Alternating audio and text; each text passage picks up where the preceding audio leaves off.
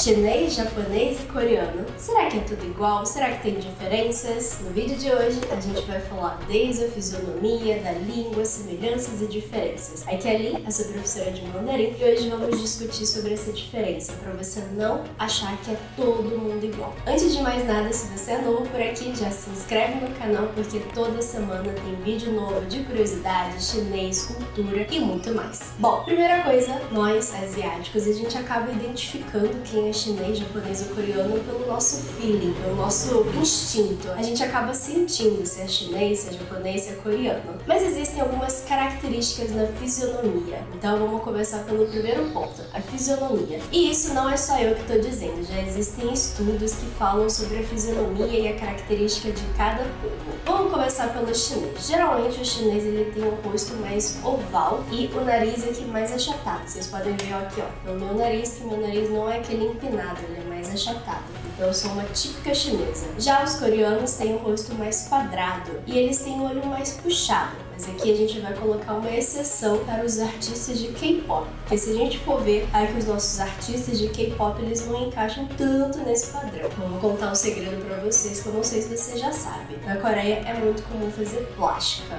Essas pequenas correções. E a gente asiático quer ter essa pálpebra que vocês têm naturalmente, de ter essa dobra nos olhos. E a gente acaba fazendo cirurgia para ter também essa dobrinha que a gente acha muito bonita. Eu, no caso, não fiz a cirurgia. Mas quem sabe um dia, não é mesmo? Coloquem nos comentários se vocês iam achar legal se eu fizesse também essa cirurgia. Já os japoneses, eles têm um rosto mais redondo. Já as meninas japonesas, elas têm uma característica muito peculiar, que é esse dente de vampiro. Então, se você vê esse dente, já pode assumir que é japonesa. Bom, aqui tem uma imagem sobre o resumo disso que eu falei sobre a característica da fisionomia dos asiáticos. Vamos então para o segundo ponto. O segundo ponto é a semelhança que existe na língua. Tanto o chinês quanto o japonês quanto o coreano, eles usam os hanzi, que são os ideogramas. E esses ideogramas estão presentes no chinês, porque o chinês é totalmente de hanzi, no japonês, porque usa os kanjis, e no coreano também. Pasmo, no coreano também tem ideograma. Porém, hoje em dia, os ideogramas já não são mais usados na Coreia, porque eles usam Hangul. Mas antigamente usava ideograma também. E se você é dorameira de K-dramas, que são doramas coreanos, você vai reparar que em algumas placas de cargos importantes, de políticos e etc., vão estar em ideograma. Então existe uma semelhança entre os três povos. O ideograma une os três. Agora vamos para o terceiro ponto da diferença do chinês, japonês e coreano, que é a forma das palavras. Vamos começar pelo chinês. O chinês ele tem mais traços, porque ele é formado pelos ideogramas. Esses vários traços eles formam as palavras no chinês. Já no coreano, a escrita é mais formada de traços e círculos. Então, eles chamam de Hangul. Você olha esses traços e círculos, você já pode deduzir que é coreano.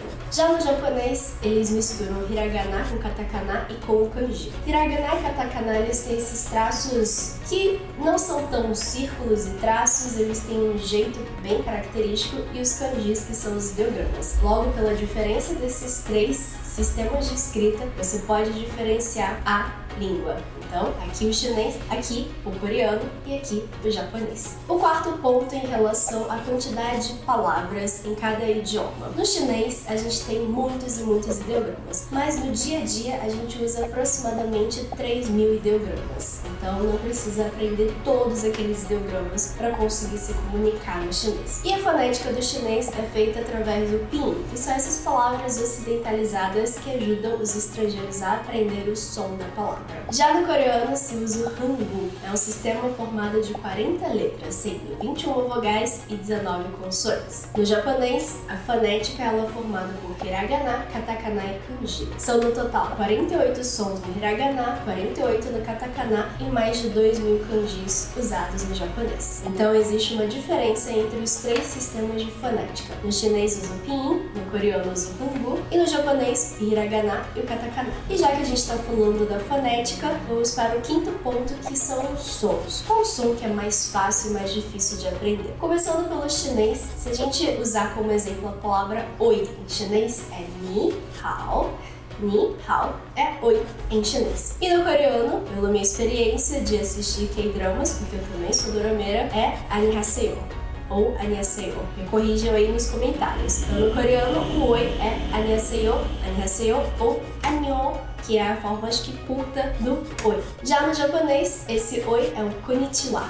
Konnichiwa. Então, no chinês é ni hao, no coreano, annyeonghaseyo, e no japonês é konnichiwa. Qual dessas três pronúncias você achou mais fácil? Eu particularmente acho do chinês e do japonês mais fácil de fazer. Então, ni hao e konnichiwa. E agora vamos para o último ponto, que é a gramática, que funciona de forma diferente nos três idiomas. No chinês, a gente usa uma estrutura bem parecida com o português: sujeito, verbo, objeto. Mas nem todas as frases em chinês eles usam essa estrutura. Muitas vezes a gente usa nessa ordem: sujeito, tempo, local, ação. Então, fulano ontem em casa assisti TV. A gente fala geralmente as frases nessa ordem. E uma grande facilidade do chinês é que não existe conjugação verbal. Todas as pessoas em todos os tempos usam o verbo na mesma forma. Já no japonês e no coreano, não funciona dessa forma. Os verbos têm conjugações diferentes para diferentes pessoas e eles usam a estrutura de sujeito, objeto,